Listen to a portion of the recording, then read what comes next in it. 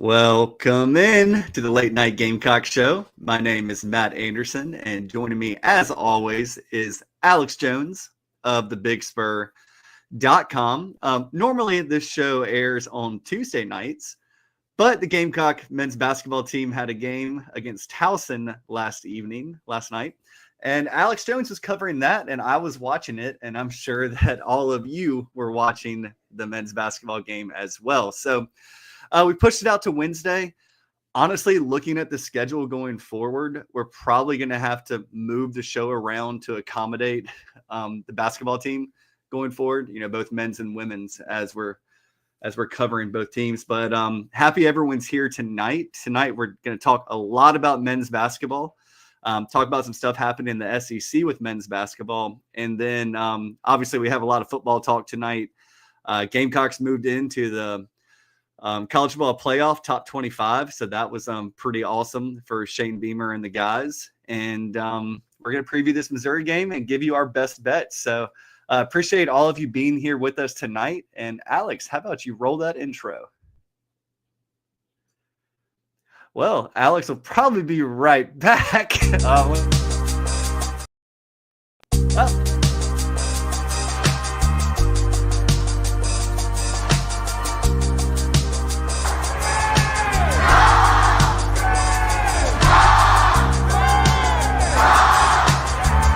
Welcome to the Late Night Gamecock Show from Chief Sports, South Carolina. Here are your hosts, Matt Anderson and Alex Jones of thebigspur.com. Guys, I promise you all this isn't a bit, but Alex and I do struggle sometimes with producing the show. We're just a couple millennials who don't know what the heck we're doing. We should know what we're doing, but sometimes we don't. But Alex, thank you for taking charge there. We actually had a little technical snafu, but happy you're all here. Let's go ahead and dive right into this, Alex. Let's talk about the men's basketball program. Obviously, the women are still ranked number one in the country.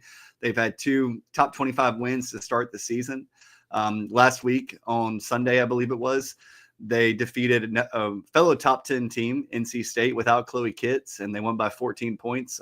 Chloe Kitts did serve a 1-game suspension, but Dawn Staley says she is back with the team and ready to roll. But and the women's team is just so good, Alex. It's just incredible how they have things rolling. But their counterparts on the men's side, we talked about it last week, and I know there's been a lot of chatter in Gamecock community dropping that first game of the season to North Florida. Final score of that game was 74-71.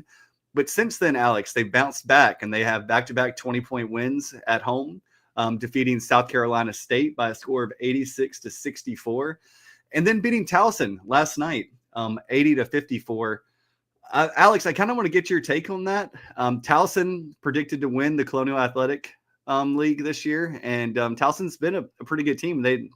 Tell us what happened against Towson and St. Mary's. I know you were watching that game and paying attention to it. Yeah, I mean, for a first game of the season for Towson to go all the way out to California and play as close as against St. Mary's, which is a team that, normally pretty nationally relevant over there. Them and Gonzaga and their conference are normally right up there. And, Towson kind of played them down to the wire. And I thought, the other night, South Carolina looked pretty, the 3 games, that's obviously their best performance. They looked really good in that game. On both sides of the ball, I thought, the intensity really defensively was up in that game. And, I thought there's a lot of good things in the game. And Colin Murray-Bowles continues to do what he do, having that 16-rebound performance against South Carolina State and then really showing why he's a potential first-round pick, against Towson, just kind of really dominated in that game and helped lead South Carolina to a victory. But there's some other guys who really stepped up too. Jacoby Wright has really kind of, really embraced his role so far. And I think it's looked really good, especially now that he's in that starting lineup. I think he's really, gotten off to a really good start here for these first 3 games. Yeah. And I think watching the game last night, it was pretty interesting because the Gamecocks kind of started hot. I mean, it was kind of a slow start for both teams, but they kind of controlled the tempo. That's what I mean with starting hot. I mean, the game was essentially bumped out to 6 to 8 points pretty quickly. And then towards the end of the first half, Gamecocks kind of just really took over, bumping that lead as high as 16, 18, 20 points and kind of just held serve the rest of the way. But, Colin Murray-Boyles, I'm going to go and pull up the box score on this game from last night because it's kind of crazy how efficient he is. In 27 minutes, he had 27 points last night. He was 9 of 10 from the free throw line and 9 of 12 from 2-point field goals. So the kid only missed 4 shots all game and scored 27 points. Had 9 rebounds, I believe. It's just when he wants to take over, he really can take over. Looking at right now, just the way that the rotation's working out, Colin Murray Bowles is leading the way at 21 points per game and 10.7 rebounds per game and 2 assists. Jacoby Wright, 16 points a game, and Jamari Thomas, 10.7. So you do have 3 guys that are averaging double figures right now. And then 2 more on the cusp. And one of the guys I want to talk about that's on the cusp is Nick Pringle, averaging 8.7 points and 7.3 rebounds per game. I think that's exactly what you want out of Nick Pringle. Like if you told me in the preseason that he was going to combine for a total of 15 points and rebounds combined per game, that's exactly what the coaching staff would have wanted.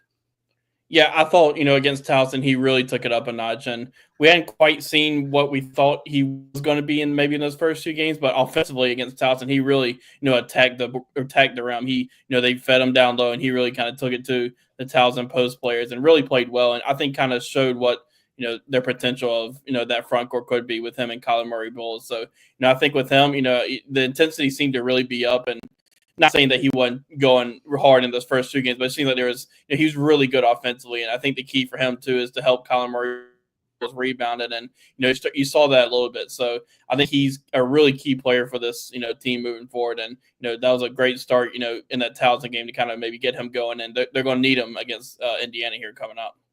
Oh, they definitely will. And he's been in big games before, big moments. And everyone already knows he's pretty much a plus defender and rebounder. But showing his back to the basket game last night was really impressive. I mean, he had a couple of turnaround hook shots. He had some drop steps. He really showed what he didn't show last year at Auburn. And it's what, if you listen to the game, I know, Alex, you were watching it in person, but the announcers talked about Lamont Paris saying, this is what we wanted Nick Pringle to do. We wanted him to use more of his game instead of just catching lobs, alley-oops, and cleaning up offensive rebounds and scoring, to be able to be a back-to-the-basket player. Face up, take a guy off the dribble, use his athleticism to get to the rim. And he sure did it last night. Looking at it right now, you kind of have 6 guys playing 20 minutes or more per game for the Gamecocks, and you have a couple more that are in that 13 to 16 minute per game range. We're kind of seeing a rotation fill out after 3 games. One of the things like that I think is a little bit of a cause for concern, and I want to get your take on it, Alex, but 29.7% from 3 so far on the season. Jacoby Wright is scorching at 46.7%. Yeah. But outside of that, Zach Davis is shooting 10%. Miles Studi, 30.8. Miles Studi is going to be a 35 to 37% guy over the course of the season. Cam Scott, I think he's realizing it's harder to get his shot off and, in rhythm at the college level than it was in high school when he was bigger, stronger, faster, more athletic, and probably had more shots to take in a game to get into rhythm. But then after that, Morris Ugasuk has shown a little bit of a shot from outside. He's shooting 50%. And Arden Conyers, we all know he can shoot. And what Lamont Paris has said all offseason, and especially on Inside the Gamecocks show with JB, JC, and Phil, he's going to have to take it up a notch defensively to get into the rotation and carve out minutes. He can be instant offense, but he's going to have to do a little bit more. Alex, with all that being said, are you worried about Cam Scott right now, or do you think this is just him adapting to the college game? I think it's just him adapting to the college game, and kind of going back to your point about the perimeter shooting. That was one of our questions, I think, going into the season with this team. That who's going to step up from the perimeter? And Jacoby Wright, as you mentioned, has been really good from the perimeter and leading the team there. And I think Miles Studi, maybe he's gotten off to a little bit of a slow start from the perimeter, but he's going to be a guy that's going to continue to. I mean, he'll that will come back because that's really that 3-point shot. He's got a really good form there. So I think, you'll continue to see these guys improve there. And, Cam Scott's one who has shown he can shoot the 3. And, they're going to need that this season to kind of help out in the post too, to help with Colin Murray Bowles and Nick Pringle to kind of get, players off of them that is that perimeter shot. So I think that's something that does need to continue to improve. And we've seen, I think, a little bit of improvement so far here through these first 3 games, but that's definitely, I think, an area for concern so far and something that's got to show improvement. Well, Jamari Thomas is 0 for 4 from 3 to start out the season. And I've been looking at stats last year, 38% from 3, at Norfolk State, and then UNC Wilmington, his sophomore year, he was 33.9%. All this stuff is going to mesh out. We have such a small sample size right now. I don't want to freak out. I guess that's kind of what I'm saying. I remember so many people in football season, when the season started, freaking out about a small sample size of statistics with Lenore Sellers, with the offense, with Dow Loggins, and we've seen that smooth out over the course of the season. And that's going to happen in basketball too. I would say that Benjamin Bosmans-Verdonk is giving a lot of quality minutes right now. I've said for a while he's one of my favorite players on the team because he just takes his lunch pail and goes to work every single game, helping the team any way he can, setting screens, rebounding, putting the ball back up when he gets it for a dunk. But I think Zachary Davis, Miles Studi, Cam Scott, those are the three guys I think are going to take another leap forward. And in looking forward as we leap, South Carolina started the season at KenPom. Look, love, hate, whatever, the computer metrics. I don't love or hate them. They just are what they are. So we're going to talk about them because they matter. Gamecocks opened the season at KenPom at 67th in the country. After that loss to North Florida, they dropped all the way down to 83. And then after the South Carolina State game, they jumped up to 75, and now they're 63rd. So I said last week that South Carolina was the number one team in the country with one loss through 2 games in the metrics. And they're not the number one team in the country with one loss, but you're seeing this stuff smooth out a little bit more, and to be able to jump from up 20 spots from the first game of the season just in 2 games. And looking at the defense, South Carolina's defense right now is the 41st best in the country through 3 games. That's the same thing it was last year. Last year, South Carolina's defense was really good. I think that you're going to see them continue to be good. Offense is 94th in the country. So, I mean, they are definitely a top 3rd team in Division I. And looking at the rest of the SEC, there are 5 teams that already have 1 loss on the season. And those teams are South Carolina, Texas A&M, Texas, Arkansas, and Missouri. I'm not saying that Texas A&M, Texas, Arkansas, Missouri's loss was as bad in the metric size as the North Florida loss. But Texas A&M lost 64-61 to Central Florida. Texas lost 80-72 on a neutral court to Ohio State. Arkansas lost 76-67 to Baylor on a neutral, and Missouri lost 83-75 at Memphis. So the season's not lost. And what Ray Finkel says here in the chat, Towson is likely a quad 3 win. Absolutely. Yeah. One of the things that Alex and I talked about before we hopped on the show tonight was just, it's more of a challenging non-conference schedule than I think either of us gave it credit for to start the season. When you look at the North Florida game, obviously you dropped it. You didn't want to drop it. But North Florida is now ranked. They started the season at, where did they start? At 253. They're up to 139. They jumped 100 spots in the metrics, which is a tremendous jump. But then obviously Indiana this weekend, kind of crap timing for Gamecock fans. Especially you, Alex, on your birthday. Alex Jones, shout out his birthday this Saturday. He has 2 games to monitor. I don't know how you're going to do it, but so Indiana and South Carolina tip off at 3, and then the Gamecock football team against Missouri at 4:15. So before we get into a preview of that Indiana game, Alex, how are you going to jumble all of this? Is the press box going to help you guys out?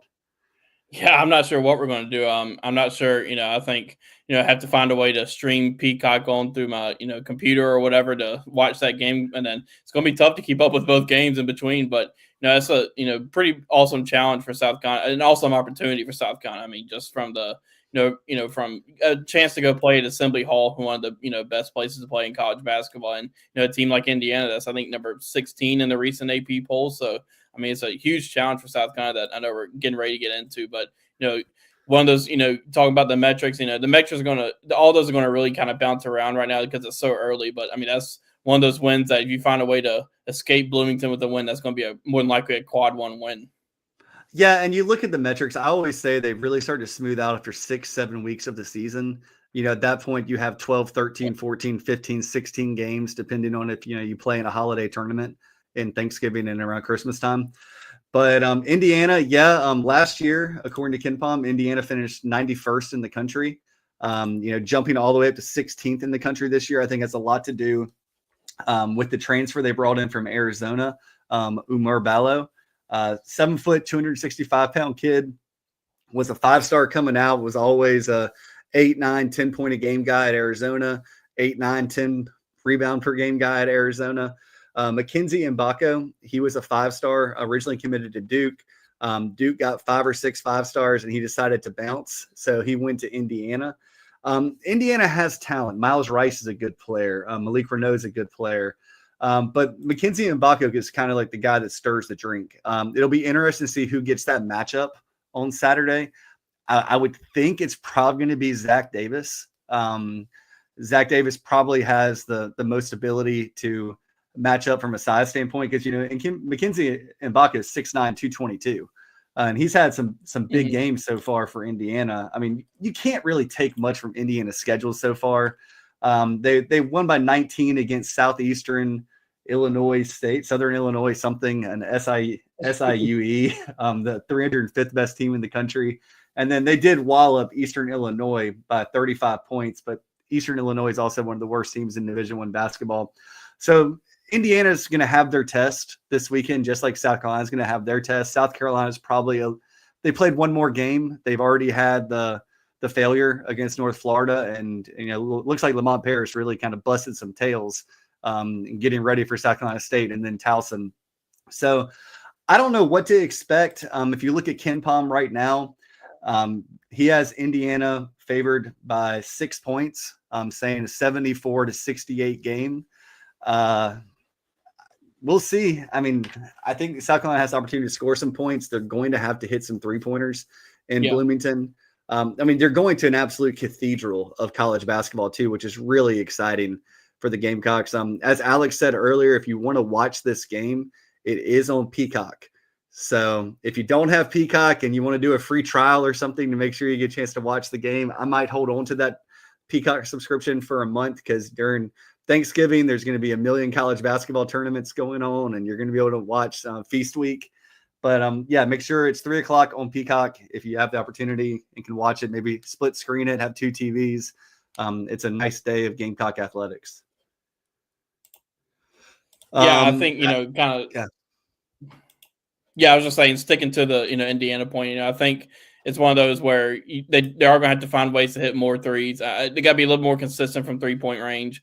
I'm really interested to see defensively how this team matches up with Indiana because you mentioned some of the stars they have on that team, and defensively you really saw it tick up a notch against Towson. We've mentioned it before, a team that's really solid. A team that's going to be picked to win the CAA or was picked to win the CAA. So I'm interested to see how that defensive performance kind of transitions in Indiana because they're going to need a solid defensive performance and for these players to step up. And I think South Carolina's got a good chance to find a way to make a statement in this game. And they find it's one of those games where with the way the net rankings and all that work, where if South Carolina loses the game, it's not going to be the end of the world for them. But they find a way to win. It's one that's going to stick around with them for a while on their resume for how big of a win it can be.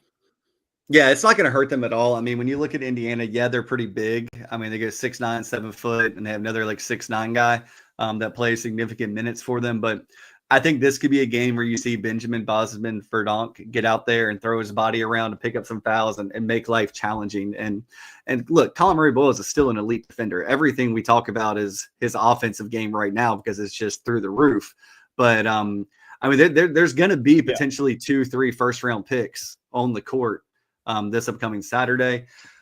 Looking ahead just a little bit, just kind of get you guys primed for college basketball season. We're in the non-conference portion right now. Everyone's still talking football, but it's game against Indiana, and then over Thanksgiving they do have the tournament. I think is it in Fort Myers? The Fort Myers tip-off, Alex. Yeah, Fort Myers. Yeah. You'll play Xavier. Xavier's a top 50 team in the country. Win or lose, you're going to play one of Michigan or Virginia Tech. So that's another Power 5 opponent that you're going to be playing, and then turn around right after that and you go to Boston College. Boston College is ranked 139th at KenPom right now. They did drop a game already this season, and then Clemson. But it's time for Carolina to get back and really only leave non-conference play with 2, 3, 4 losses at maximum. But you want to be in that 2 to 3 range the rest of the way before SEC play really kicks up a notch. But Alex, unless you have anything to add on basketball, we probably need to take a break and move on to the Missouri game preview.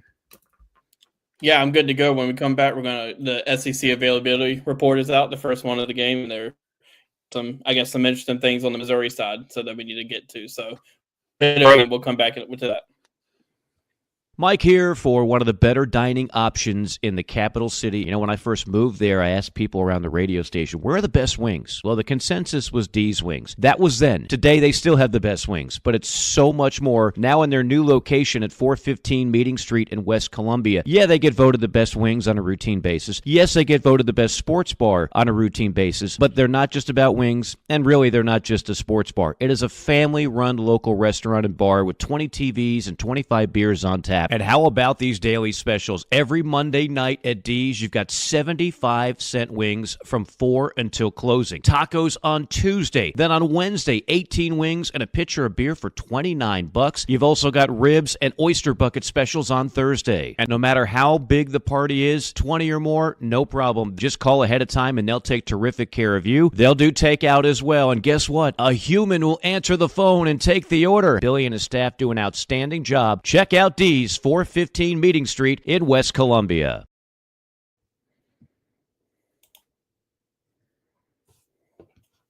So, Alex, you said the availability report is out right now. Can you walk us through that before we dive into football full bore? Yeah. So on the South Carolina side, Josiah Thompson and DQ Smith are both listed as probable.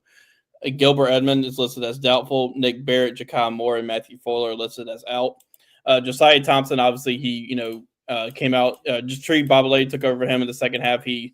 Josiah had some type of injury that I don't think we're 100% sure on what exactly the injury was, but it looks like he's good to go. And the one that's not on there that I thought was interesting is DeAndre Jules.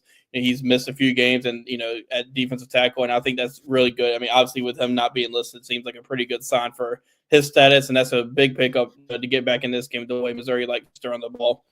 And then moving to Missouri's side, the question everybody's been wondering about is Brady Cook, and he's listed as doubtful on the report right now. So I think that's, I can't remember what the exact percentage is. I think for what that means, but I think that's a sign that it looks like Drew Pine's probably going to get the start in this one. And another interesting one was Mookie Cooper, the wide receiver for Missouri. He's one of the many talented wide receivers that Missouri has. He's also listed as doubtful in this one. So that's kind of the big names on the injury report so far. And I think, from South Carolina's side, that's pretty much about as positive as you can get.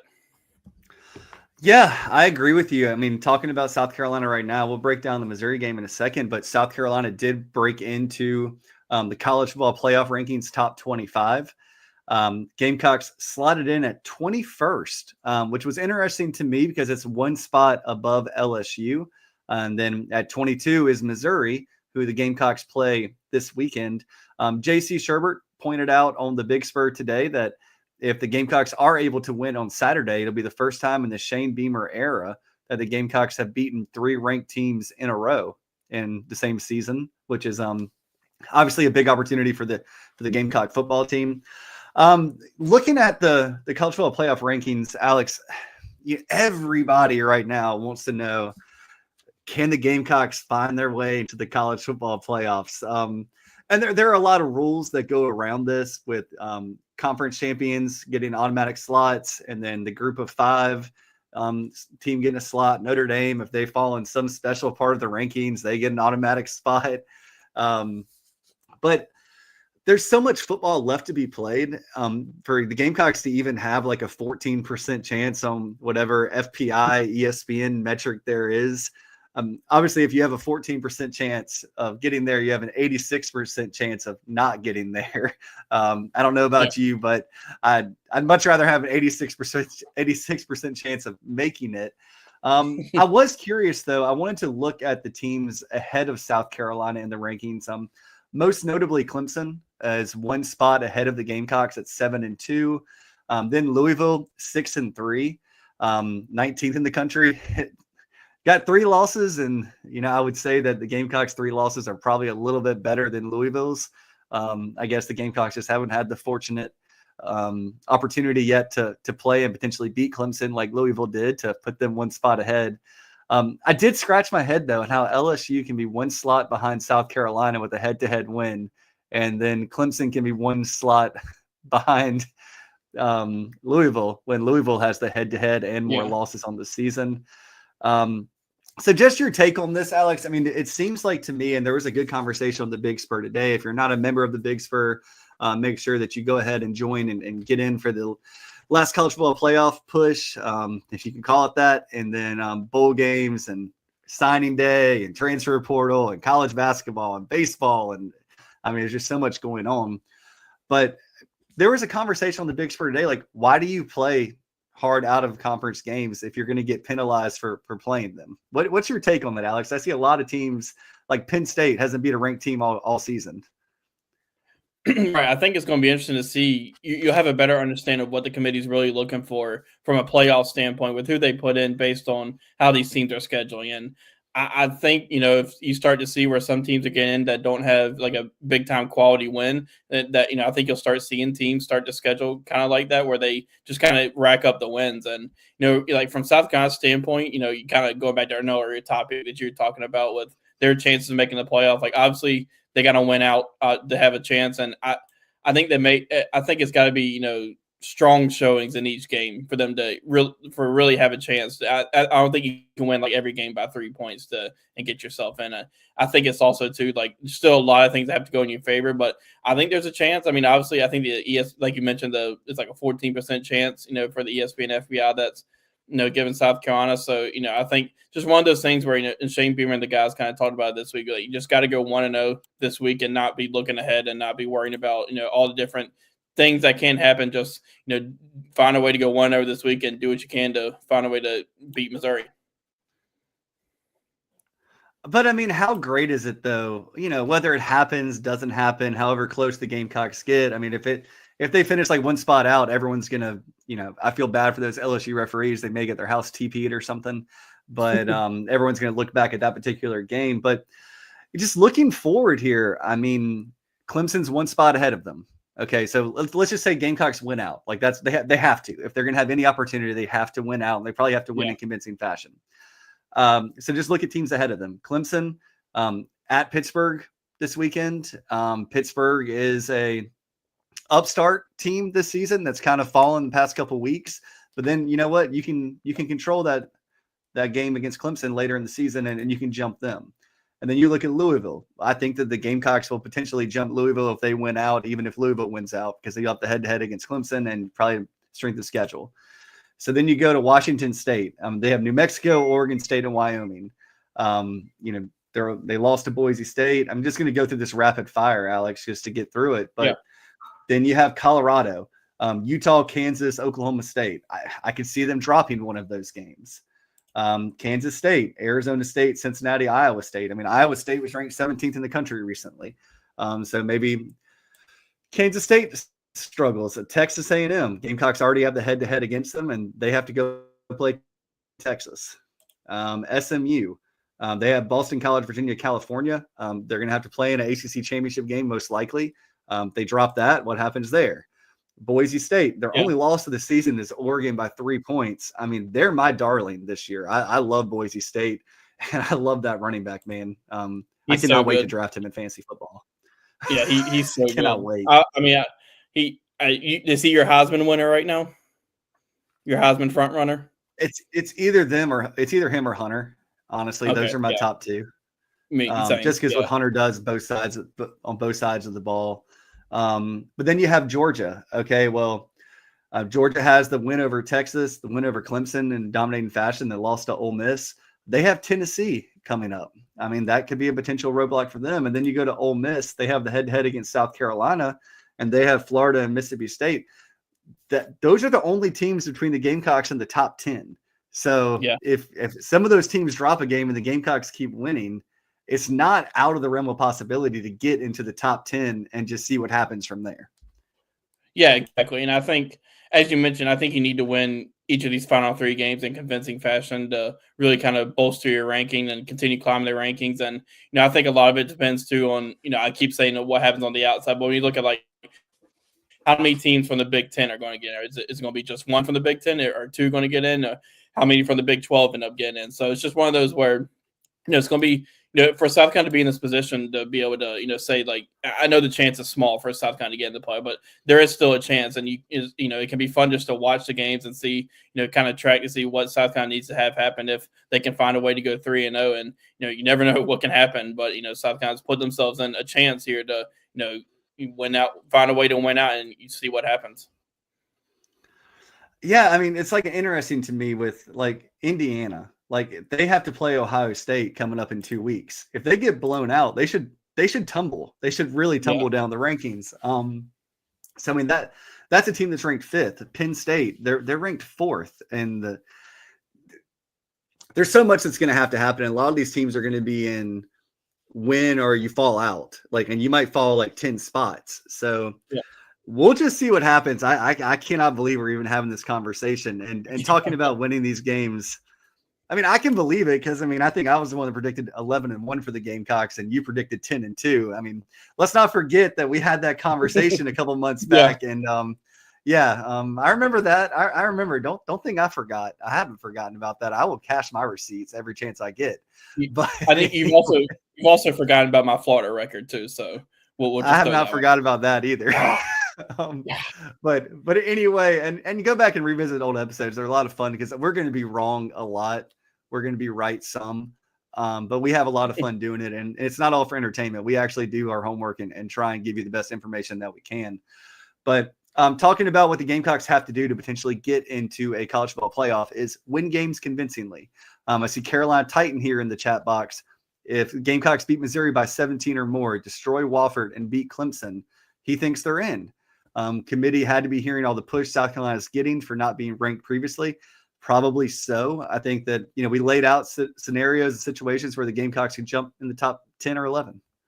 Yeah, it's going to be interesting if South Carolina finds a way to go 3-0 in these next 3 games and are in that position. How much, and they're in that talk of are they in the playoff or not? How much does the committee look at that LSU loss and say, okay, well, they didn't have Lenora Sellers in that game? It's just going to be interesting to see how they balance injuries and if that's even a thing, if they even will look at.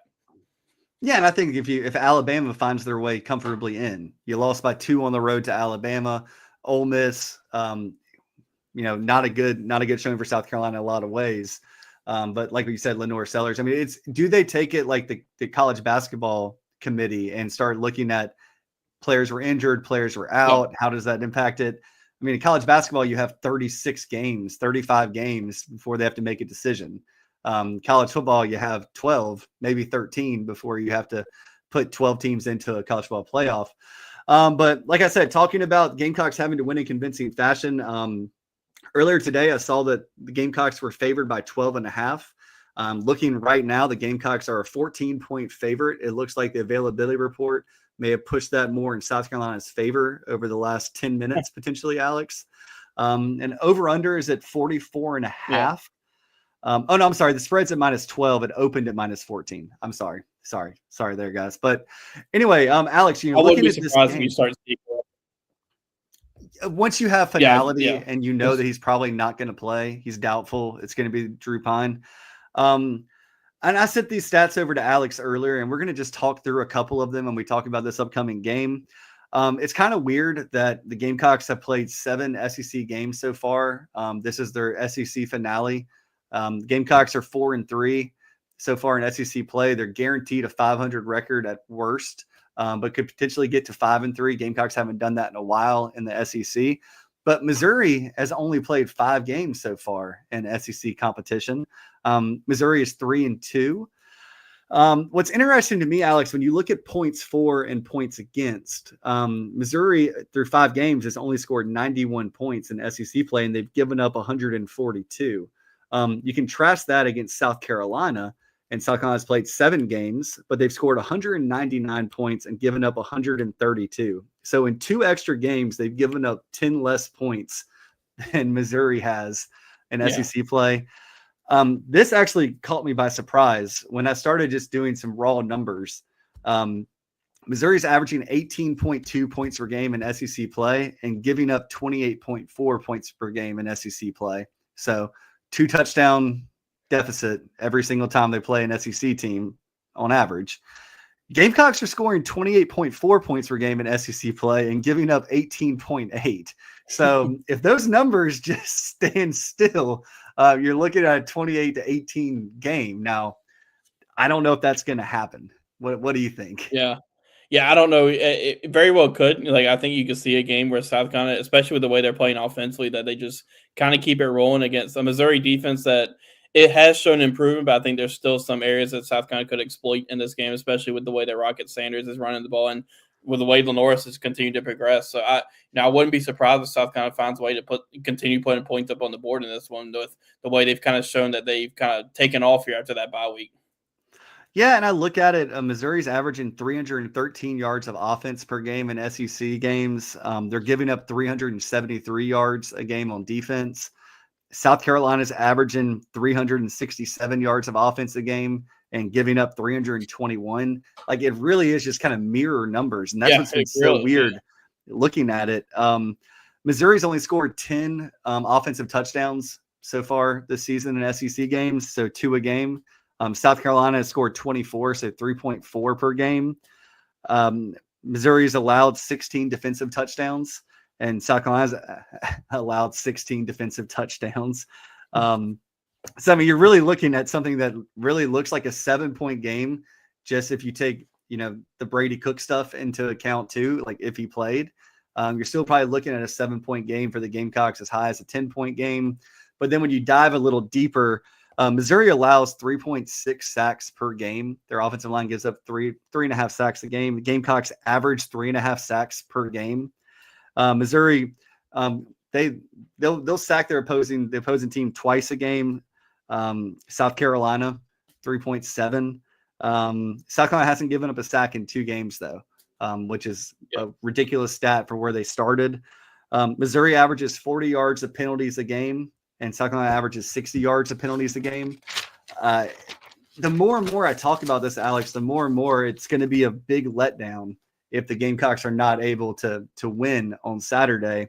When you look at Missouri, and I just pulled all of their quarterback play for the entire season, I didn't know if it was going to be Brady Cook, Drew Pine. Missouri's only completing 51.5% of their pass attempts in SEC play, good for 5.5 yards per attempt. They average 32 attempts a game. They don't really throw interceptions. You had that one bad game from Drew Pine where he threw 3.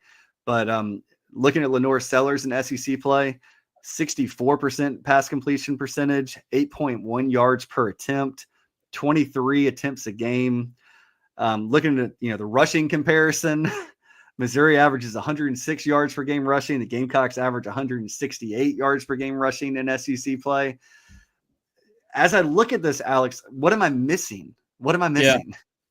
I mean, those stats tell you that the South Carolina should be favored by what they're favored right now. Even adding in the quarterback, the situation in Missouri, and I think even when you look at Missouri in their last game against Oklahoma, like they really didn't get much going offensively against Oklahoma in that first half and really that third quarter until both teams kind of exploded in that fourth quarter with the way that game ended. So I think you got to like South Carolina's chances defensively to continue doing what they're doing. I think and that's really against any offense that South Carolina go against with the way that defense is playing. I think you like their chances to find ways to make plays in the game. And I think defensively, offensive line for Missouri's bad on some injuries too. They just lost their center and Connor Tolleson, who's a really good player. And I think that's a spot that you really don't want to lose a player going up against South Carolina's defensive line with the way they've been playing. So, I think South Carolina's got a chance in this game to really get after the quarterback, just like they do in every game. And I think, wouldn't be surprised if they, continue to make plays in this one.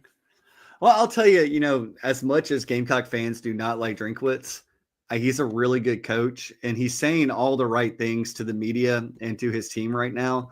Look, you say what you want about Missouri. They only have 2 losses on the season, and they have everything in front of them, just like the Gamecocks have everything in front of them. Everything that I just said about South Carolina trying to get up to the top 10 in the college football playoffs, top 25, Missouri can say the exact same thing. South Carolina needs to beat Clemson to jump them probably. Well, if Missouri beats South Carolina, they're probably going to jump South Carolina in the rankings.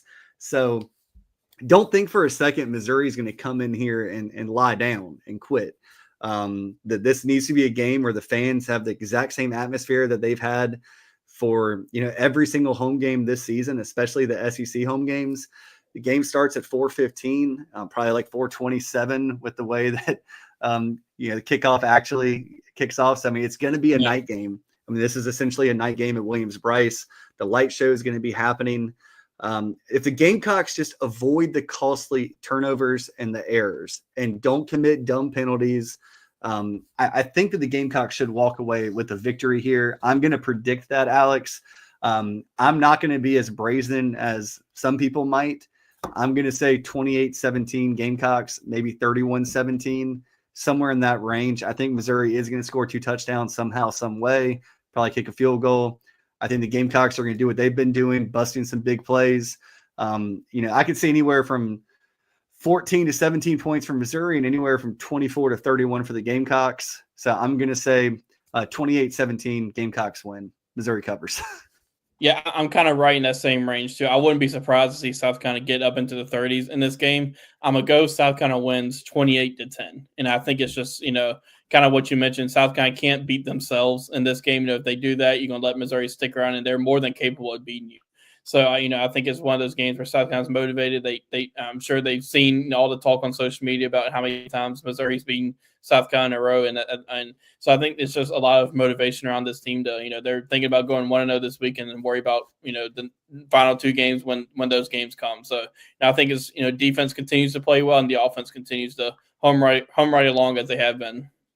I'm right there with you. I mean, I think it should be a fun night in Williams-Brice Stadium for Gamecock fans. And, what I would love, unfortunately, I'm not going to be at the game this weekend to cover it. Got some family commitments. But how amazing would it be if going into the second quarter over the PA system, the Gamecock announcer says, and the Gamecock men's basketball team has just defeated Indiana 72-71 or something like that. And I wouldn't be surprised during timeouts if the Gamecocks scoreboard does show some of the basketball game. I would hope that they would do that if the game is competitive and close, because it'll get the juices going.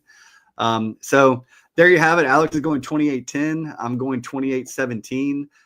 Expect the Gamecocks to win this one, get to 5-3, 8-3 on the season I guess it would be 7-3. 7-3 on the season, potentially getting to 9-3. So with all that being said, Alex, how about we move on to our best bet segment of the week before we close this out? After last week, I don't know if I want to do this. No, Alex, you're still winning. You're still winning. I know. So last week went into the best bet segment, and Alex had a sterling 30-20 overall record. I told you guys, if you wanted to win money, you bet with Alex Jones. I came into the last week 26-23-1. So 3.5 games back in the standings. Last week, Alex, what do you have to say for yourself? I'm disappointed. Not my best work at all. Yeah. So, Alex, it was weird because Alex took Purdue plus 38. Georgia minus 2.5, Virginia Tech plus 6.5, Oklahoma, Missouri under 41.5, and Bama LSU over 58. I at least should have one win in that. If Missouri and Oklahoma just didn't go crazy in the fourth quarter, I would have hit that under easily. Or if LSU had just made one more field goal. I was just unlucky. I mean, the Purdue plus 38, we talked about it. That should have hit. But alas, it was an 0 for 5 week for Alex Jones. He falls to 30-25 on the season. If you faded Alex completely last week and you put a parlay there on top of it, you won a heck of a lot of money. Yeah. So keep that in your back pocket this week. I went 3-2 last week. I shared the loss, 2 losses with Alex. I had Georgia minus 2.5, and I had the under in that Oklahoma Missouri game. The bets that I hit were Miami, Georgia Tech under 63.5, Texas minus 21.5, and then Clemson and Virginia Tech under 53.5. So, Alex, the updated standings. Alex is up by half a game, 30-25 on the season, and I'm 29-25 and 1 push. So, got a half game lead I don't know, we're going to do this for basketball. We probably should do it for basketball going forward. But yeah, we'll tie a bow on football and 3-4 weeks. We'll figure out a special bowl challenge that we can do, and maybe that'll be the tiebreaker if we just end up deadlocked. Yeah, I mean, kind of let you back into this one, but I'm feeling good about the picks this week. It's not a great slate of games this week, but I think I got a good shot here to kind of get back in this one. All right, Alex. So with that being said, what is your first best bet of the weekend? We might have lost Alex Jones there. I'll go ahead and start. And I actually have Alex's picks. We talked a little bit ahead of time because he was having some internet issues and wanted to make sure that we got him in. So my first best bet of the weekend is the Tennessee at Georgia game. Georgia's favored by 10. The over-under is 48.5. I'm taking Tennessee plus 10. I don't know what to make of Georgia right now. I don't know what to make about Carson Beck. I'm going to take Tennessee plus 10. If Georgia just thrashes them, I'll learn my lesson, but I'll take a potential push there. LSU travels to Gainesville, Florida. LSU is a 4.5-point favorite. The over-under on that game is 54.5. And I'm going to take the under 54.5 in this game. I think that I don't have very much faith in Florida scoring a lot of points despite LSU's recent struggle on defense. And then LSU, I still think is good enough on offense, but I'll take the under 54.5 there. We'll see if LSU has mailed it in or if they're actually going to compete this week in the swamp. So Alex, I gave 2 picks there. So if you want to fire off 2 real quick, we can catch back up. Okay.